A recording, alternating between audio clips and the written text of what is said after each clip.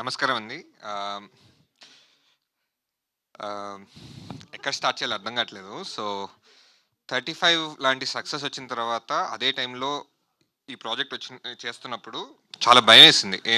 ఒక ఇది తెలుసు అందరికీ ఇది రీమేక్ అని. సో, ఒక రీమేక్ ఈ టైంలో చేస్తున్నాం. ఇప్పుడున్న నెగటివిటీ వల్ల ఈ తెలుసు కమెంట్స్‌లో కూడా నేను చూసాను. ప్రొడ్యూసర్ డబ్బులు ఎక్కువ రీమేక్ చేస్తున్నారా అనికొచ్చాయి. కానీ ఇట్స్ నాట్ అబౌట్ థాట్.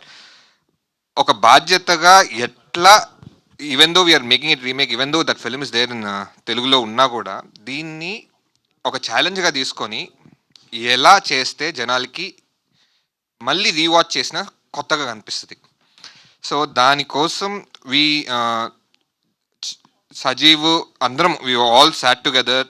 అసలు జనాలకి ఇది రీమేక్ అని సినిమా చూసినా కూడా గుర్తు రాకూడదు. ఎలా చేయాలి దాన్ని, అది మేము అచీవ్ చేశామని నేను ధైర్యంగా చెప్పగలుగుతున్నాను. 35 అప్పుడు కూడా టీజర్ లాంచ్లో కూడా నేను చెప్పాను 35 ఒక క్లాసిక్ అవుద్దని. సో అది ఇప్పుడు అయ్యింది. ఇప్పుడు టీజర్ లాంచ్లో కూడా చెప్తున్నా మళ్ళీ దీనికి కూడా మీరు ఒక రీమేక్ చూస్తున్నట్టు మాత్రం మీరు ఫీల్ అవ్వరు. ఒక కొత్త సినిమా చూస్తున్నట్టే మీరు ఫీల్ అవుతారు. ఐ డోంట్ నో వెదర్ మీకు అనిపించిందో లేదో టీజర్ నుంచి. బట్ సినిమా చూసినప్పుడు అరే ఇది రీమేక్ లానే లేదే అనే మాట మాత్రం వస్తుంది మీరు బయటకు వచ్చిన తర్వాత. One thing I can guarantee out, once you watch the film and come out you will definitely be surprise. అంటే మీరు సర్ప్రైజ్ అయ్యి బయటకు వస్తారు అండ్ హ్యాపీగా బయటకు వస్తారు and will be proud of the film. ఇది మళ్ళీ ఒక మంచి ఫ్యామిలీ ఫిల్మ్ తెలుగులో మళ్ళీ వచ్చిందని 35కి ఎలా అయితే పొడారో అలానే పొడుతారని అనుకుంటున్నాను.